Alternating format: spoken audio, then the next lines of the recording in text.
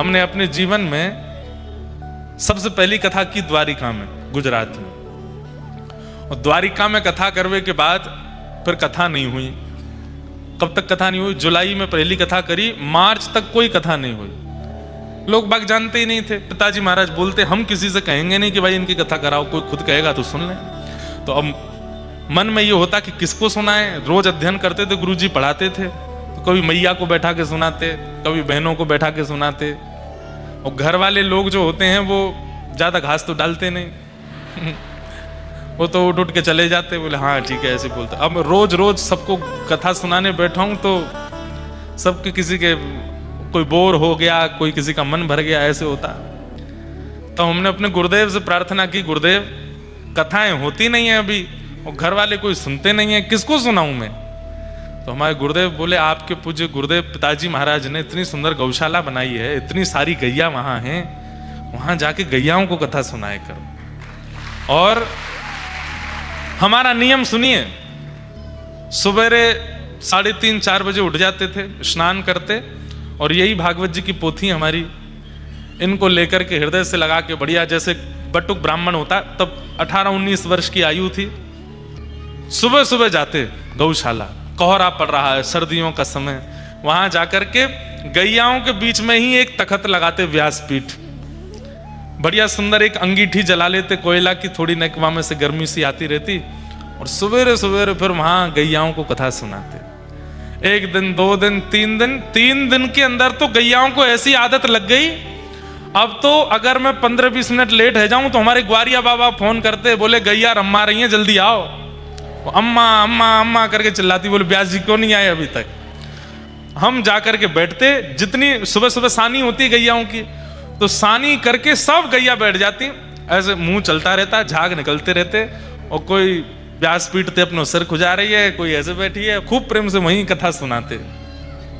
इतने भाव से कथा सुनती, जिस दिन घर परिवार के किसी उत्सव के कारण हमें बाहर जाना पड़ता और उस दिन कथा नहीं होती, उस दिन गैया 1-1 किलो कम दूध देती थी। बोले क्यों, आज कथा नहीं सुनी है? और जब हमने कथा सुनाई तो प्रत्येक गैया के थन में कम से कम 1-1, 2-2 लीटर दूध बढ़ गया कथा सुनने से। नित्य सुनती थी।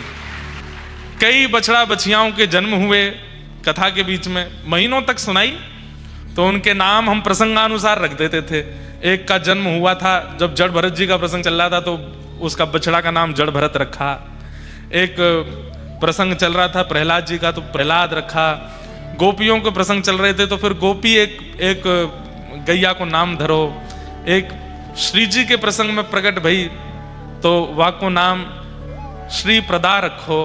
ऐसे कई गैयान के नामकरण भी किए, और 2-4 गैयाओं ने कथा सुनते सुनते परम पद भी प्राप्त किया। एक गैया हमारी बड़ी वयोवृद्ध गैया, बहुत बूढ़ी है गई, और वो ही पूरी कथा सुनती सामने बैठ के। मैं वही के सामने ही मंच लगाता हूं, क्योंकि वो हिलती डुलती ज्यादा थी नहीं, बैठी बैठी वहीं चारा पाल लेती थी। तो पूरी कथा लगभग 15 दिन की कथा करी। 15 दिन में एक आवृत्ति होती थी। 7 दिन की कथा 15 दिन तक करते थे, तो 15 दिन की आवृत्ति पूरी हुई। नाम संकीर्तनम यस्य सर्व पाप प्रणाशनो प्रणामो, अंतिम श्लोक भागवत जी का बोला। उसके बाद हम व्यासपीठ से उठे, गैया मैया को प्रणाम किया, बस घर के लिए निकले। ग्वारिया बाबा आए, बोले कि महाराज जी वो बूढ़ी वारी गैया मैया तो पधार गई। कथा सुनते सुनते परम पद भी हुआ। कई गैया गोपी गीत जब गाते तो नेत्रों से अश्रु प्रवाह होने लगते। कितना कुछ अनुभव आज उन्हीं गैयाओं की कृपा है कि इतने सब जनमानस कथा सुन रहे हैं। इसलिए भैया हमारी आपसे हाथ जोड़ के करवद्ध प्रार्थना है, वैदिक ज्ञान, सामाजिक ज्ञान, मानवीय ज्ञान कथा में हमको सुनाना पड़ेगा, तब आपको प्राप्त होगा। पर निर्वैर भाव से, स्वच्छंद भाव से और भगवत भाव से आप गौ सेवा करने लगो, अपने आप समस्त ज्ञान आपके अंदर आने लग जाएगा। इसीलिए वो गौ है। गौ मतलब ज्ञान। गौ ज्ञान को कहते हैं। भागवत जी में जो प्रथम दिन महात्मा में कथा थी गोकर्ण, वो कहां प्रकट हुए थे? गैया से तो प्रकट हुए। कितनी महिमा बताएं गैया की। बंधुओं, गोपियां कह रही हैं आगे प्रसंग में, बोले मोर मुकुट वंशीधारी देखे, त्रिभंग ललित श्याम सुंदर देखे, माखन चोर कन्हैया देखे, लेकिन जाने गौचारण करने वाले कृष्ण नहीं देखे, माने कुछ नहीं देखा अपने जीवन में। कैसा स्वरूप है? बोले गैया के गोबर और रज में लती भई रस्सी ठाकुर जी ने अपने सिर पर बांधी है, वहां में ते रज गिर रही है। तम गो रजत छुरित कुंतल वद्दवर, ठाकुर जी के प्रश्वेत के बिंदु छोटे छोटे पसीना आ गए हैं। गैया की सेवा पूजा करके गऊ चरावे जा रहे हैं तो नेक नेक पसीना आ गए हैं।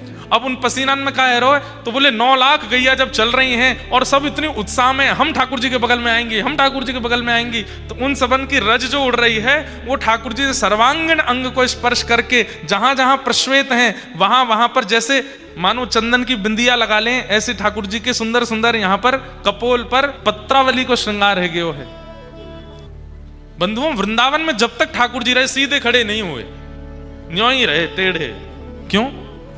क्योंकि जैसे ही ठाकुर जी अपना एक चरण उठा के दूसरे चरण के बगल में रखे ना, तो सबरे ग्वाला यही ताड़ में रहे कि लाला अपना चरण टेढ़ो करे तो हम नीचे जाए करके सहारो बन जाएंगे। ठाकुर जी ऐसे आ जाए और यहाँ कोई ग्वाला आ जाए बाप ऐसे टेक धर ले, परंतु ग्वालान को गैया आने ही ना दे, बात पहले गैया आ जाए और गैया आकर के अपनो ये एक छवि आप लोग देखते हैं, उसमें पीछे गैया और आगे ठाकुर जी हैं। वो वास्तव में पीछे नहीं है गैया, ठाकुर जी को बगल में है। ऐसे टेक लगा के ठाकुर जी बंशी बजाते हैं गैया के ऊपर। ठाकुर जी गैया पर ऐसे टेक लगा करके सुंदर वेणु का नाद करते हैं और उस वेणु का नाद सुनते ही समस्त गैया सबके आनंद की स्थिति अद्भुत हो जाती है। ठाकुर जी गौचारण किए और आज प्रथम गौचारण करके जैसे ही ठाकुर जी लौटने लगे, संध्या का समय, सब ब्रजनारी गोपियां अपने अपने द्वार पर थाल लेकर के खड़ी हैं। पहली बार गैया चरा के आए लाला, सब ठाकुर जी की आरती कर रही हैं, सब ठाकुर जी को पुष्प वर्षण कर रही हैं। गैया इतनी मानिना है रही हैं, आज इतनो भाग्य अपनो मना रही हैं। क्यों? गोपियां सब गैयाओं को हृदय लगा रही हैं, ठाकुर जी को तो लगा नहीं सकती। अरे तुम कितनी भाग्यशाली, कन्हैया तुम्हारे संग गैया चरावे गए, तुम्हारे ऊपर टेक लगा के बैठे, तुम्हारे ऊपर टेक लगा करके सोए। पूरे ब्रजमंडल में आज आनंद ही आनंद, सब नाच रहे हैं, सब गा रहे हैं, ढोल बजा रहे हैं, नगाड़े बजा रहे हैं। अरे मैया आज लाला गैया चरा के आए हो। ठाकुर जी सब ब्रजवासीन को लेकर के गोवर्धन गए और वहां श्री गिरिराज जी को मधुर पूजन करायो है। इंद्र को जैसी पता चली कि मेरी पूजा मेट करके और ये अपनी पूजा करा रहे हैं, मेघमालाओं को आज्ञा दे दी कि जाओ ब्रजमंडल पर इतनी वर्षा करो कि पूरा ब्रजमंडल डूब जाए। सांबर तक मेघमालाओं ने आकर के पूरे ब्रजमंडल पर डेरा जमा लिया। गड़गड़ करके आकाश में बादल गरजने लगे। बंधुओं, सब ब्रजवासीन के संग ठाकुर जी पूजन कर रहे, तभी आकाश में बादल गरजने लगे। थोड़ी थोड़ी गर्जनाहट सुनकर के ब्रजवासी बोले, लाला हमें तो ऐसा लगे इंद्र नाराज है रो दिखे। देखियो असमय के बादल, कार्तिक में कौन से बादल गरजे? ठाकुर जी बोले, जिनकी शरण में आए हो उनसे प्रार्थना करो, वो सब रक्षा करेंगे।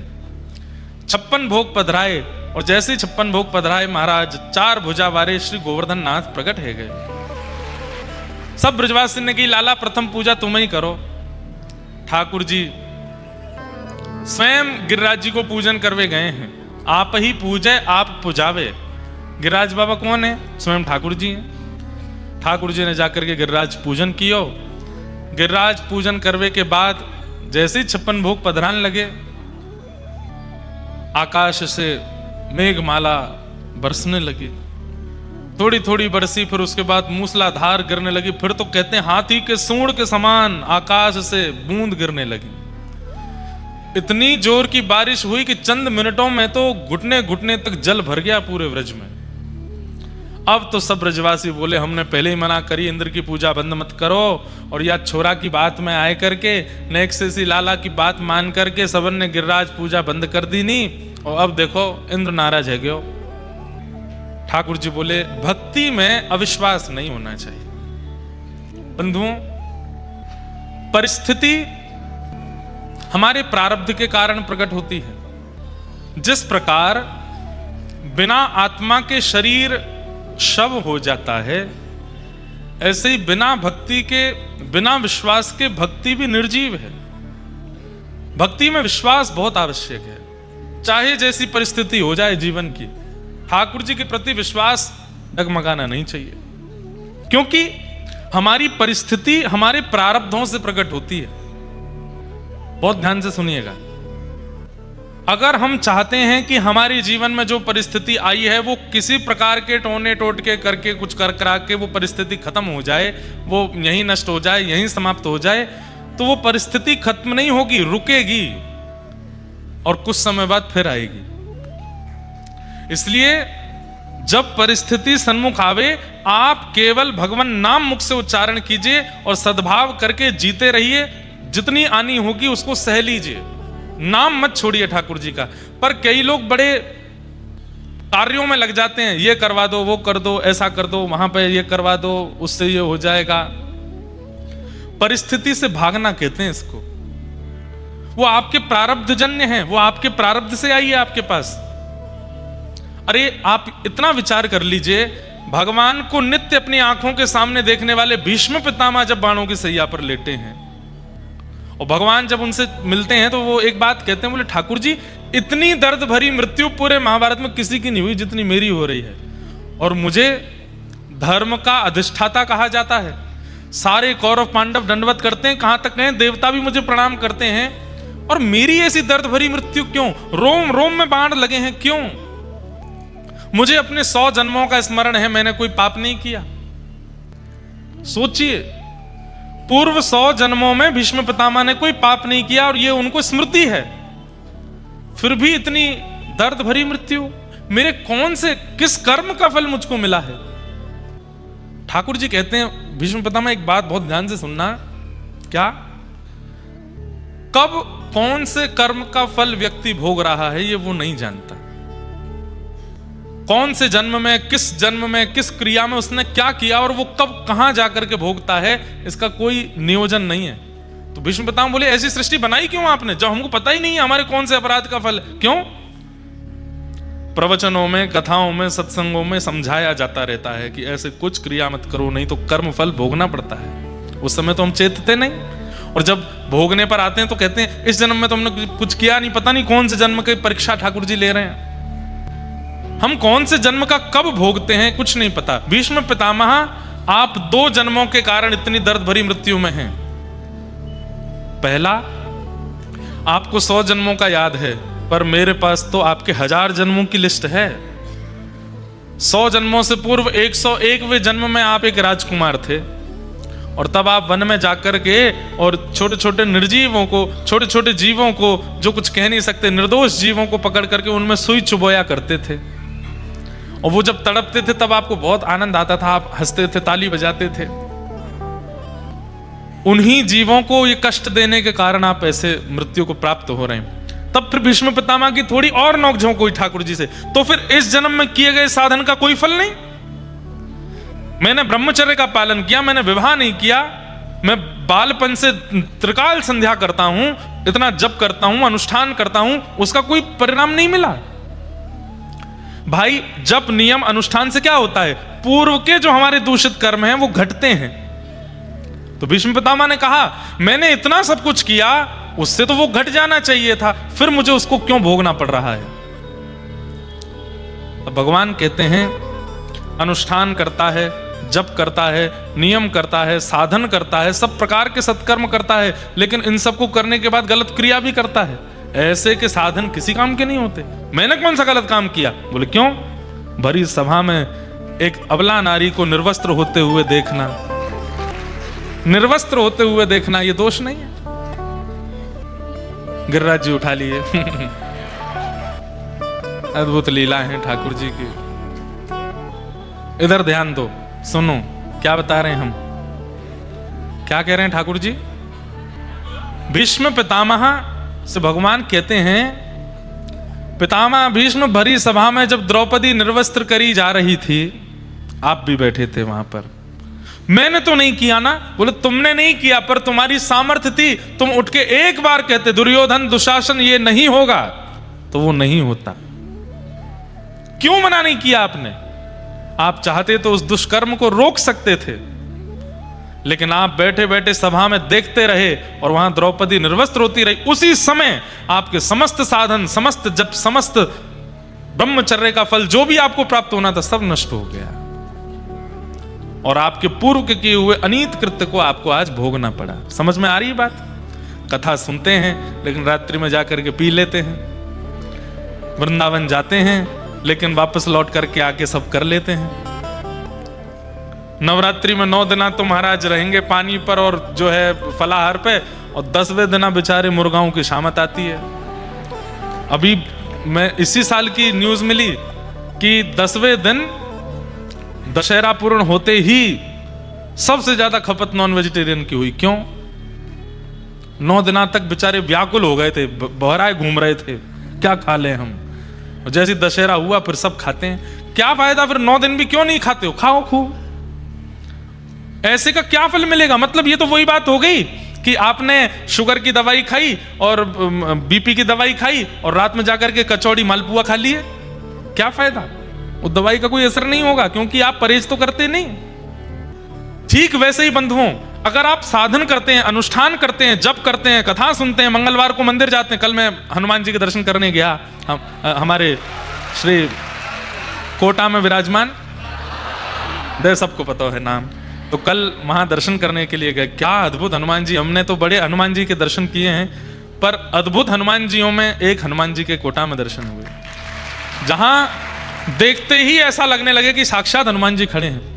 और कैसी वहां की पूजा सेवा पद्धति, सब पुजारी जन एक वस्त्र में रहते हैं और इतनी पवित्रता से वहां सेवा अर्चना होती है। कोटा वालों से कुछ बच रहा है कि नहीं? सब तो है आप लोगों के पास, मथुराधीश आपके पास हैं, हनुमान जी आपके पास हैं, पढ़ाई लिखाई करने वाले बच्चों का कैरियर आपके पास है, सब कुछ तो आप लोगों ने लिए बैठा है, और बड़े छुपके रहते हैं कोटा वाले हैं। भारत की सारी खूबियां तो आपके पास हैं, और क्या चाहिए आपको? सब कुछ तो है यहाँ पे। श्रीनाथ जी के हमारे मथुराधीश बैठे हैं, मथुरा के लाला बैठे हैं, उनकी खूब सेवा करो। चरण चौकी श्री श्रीनाथ जी की विराजमान है। अभी देखो आगे का तो मुझे अभी कुछ पता ऐसा ज्यादा है नहीं कि कोटा हम कब आएंगे, पर कोटा के पास में जहाँ श्रीनाथ जी की चरण चौकी है, वहीं आगे एक गांव में एक विशाल भागवत कथा 2027 में होने वाली है, उसमें हम आएंगे। तो तब कोटा वाले सब वहीं आके के कथा सुन लेना।